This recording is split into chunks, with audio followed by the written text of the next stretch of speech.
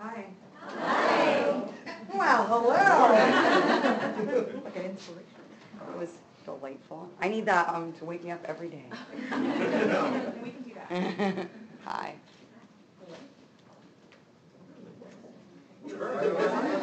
Yes. I don't get to pick, right? Somebody else can do that. Yes. Well, you've been in Iron Man, Avengers, and Captain America. So when are we going to see the Black Widow movie? 2 years. No, I'm just, don't print that. The thing about working with Marvel that I think I appreciate certainly, and I think fans appreciate is what a kind of big part the sort of how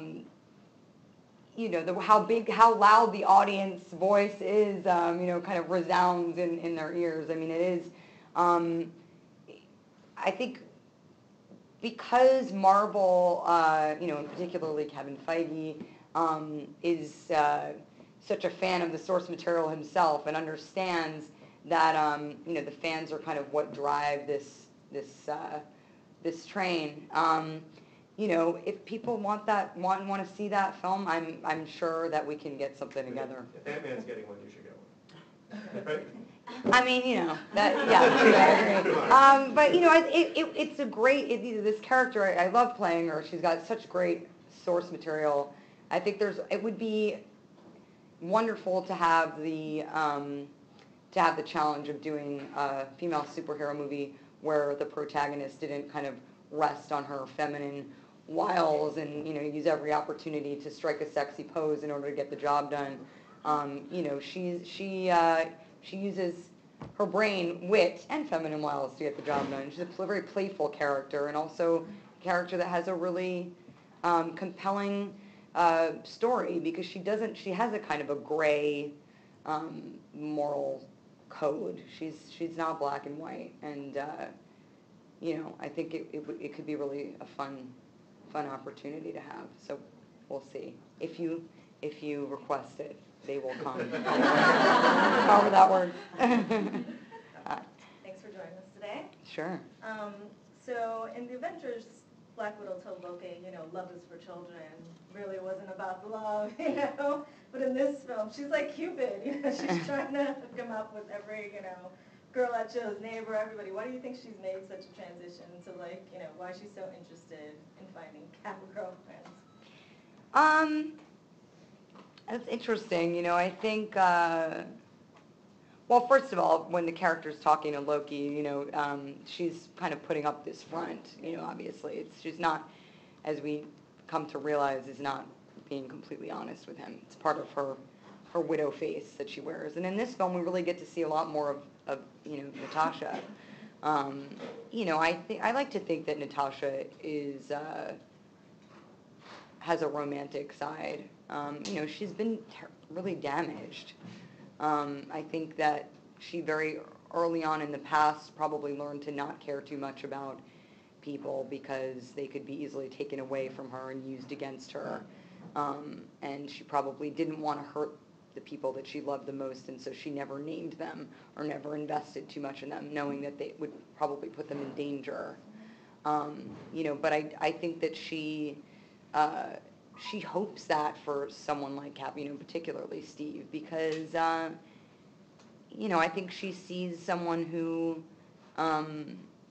is, I think, could really could have his life enriched by sharing it with somebody. I think she sees someone that kind of yearns for that, but, is also scarred by, the series of events that, have changed his life, and maybe she kind of sees in Steve a little bit of herself and wants something more for him. So do you enjoy just helping, your character mature across the movies, watching Black Widow, go into where she is now? Yeah, I mean, it's been interesting because a lot of, of course, when I went in to do Avengers, after having done Iron Man 2, which, you kind of don't know a lot about the character, right? You sort of see her in widow mode, and I met with Joss and we started talking, I did a bunch of research. Okay, let's really because now at this point it was like, all right, we're invested in this character. I didn't know if the character would work or the audience would like her, like my version of her. And once it became clear they did, and I got the opportunity to explore more of her backstory in Avengers, we really started to kind of carve out what my kind of version of Natasha, what my reality could be, because obviously it's one of the oldest female superheroes, probably the oldest one. I mean, and she's got this vast library of source material and has had many incarnations, and many different people have had their hand in her stories. She's made all kinds of connections and love interests and failures, and she's been good and bad and everything. And so we wanted to make sure that the story felt contemporary. Obviously, I wouldn't have a Cold War kind of backstory. It didn't make sense. So we had to kind of tailor it to my age and like what my experience would be. It's been great to be able to reveal little pieces of that. I think it's kind of like these little Easter eggs for the fans, little a wink at the audience when you kind of learn a little bit about her, KGB past, or whatever kind of mission, tasks she's been had her been set on, and you kind of discover her as I discover her as well. And it's fun to do that.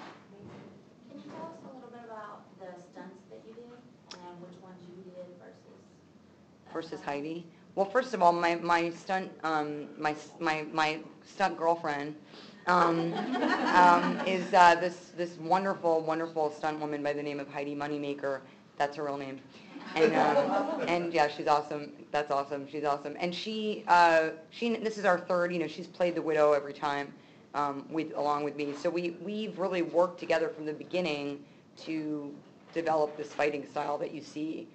Because we want to keep the consistency of it. It's such a playful kind of fighting style. It's badass, but it's kind of sexy. It's a little bit like flirtatious, I guess, the style. And it's balletic, giving a kind of a nod to her past, gymnastic. That's a bit of a nod to Heidi's past, kind of quality to it. And of course, the Muay Thai and whatever else she would have learned with her kind of global experience. And in Iron Man, the fight sequences were really pretty fantastic. A lot of like kind of gimmicky things that were just really fun to watch.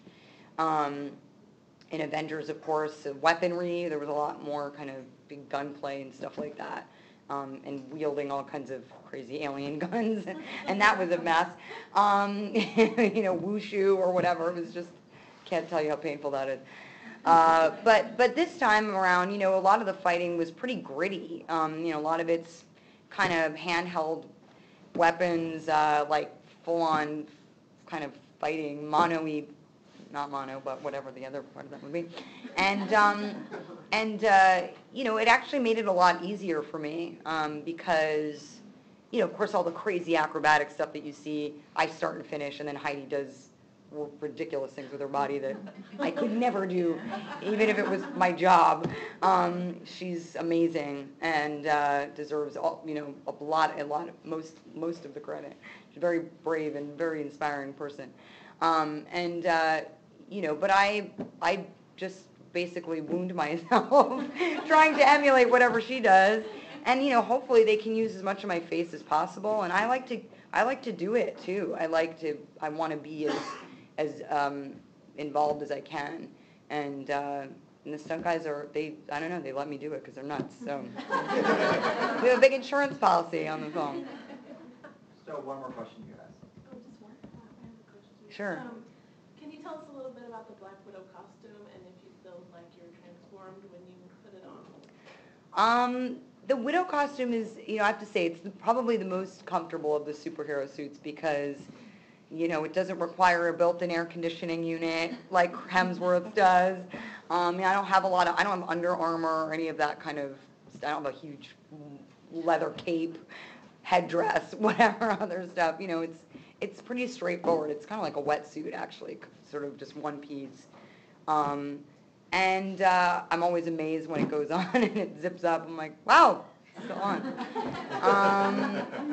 It's, it's totally empowering because, you get once you get the belt and the gloves and the bracelets and your guns and the boots and, it looks great. It's badass, and I think it makes all of, when have my legs wrapped around some giant stunt guy's head or whatever and feeling totally ridiculous, hanging on for dear life, it sells it, totally sells things that would otherwise look absolutely, absurd. And it adds that real kind of superhero thing. It changes the way you stand, it changes your posture, you're more aware of your body, obviously. And I think when you walk on the set, everybody's like, yes, the Widow, it looks good. And I've grown to love it. At first I was terrified of it, and now I embrace it because, it embraces me. I work hard to get into it, and it's, I'm proud to wear it. It's fun. And then, of course, kids love it, which is great because it looks very superhero-esque, and my friends, kids that are girls, they love the way that it looks, and that it's actually, it's kind of utilitarian, but it's got the feminine thing going to it. It's fun for them to have that to put on, as opposed to like a tiny little skirt or whatever other girls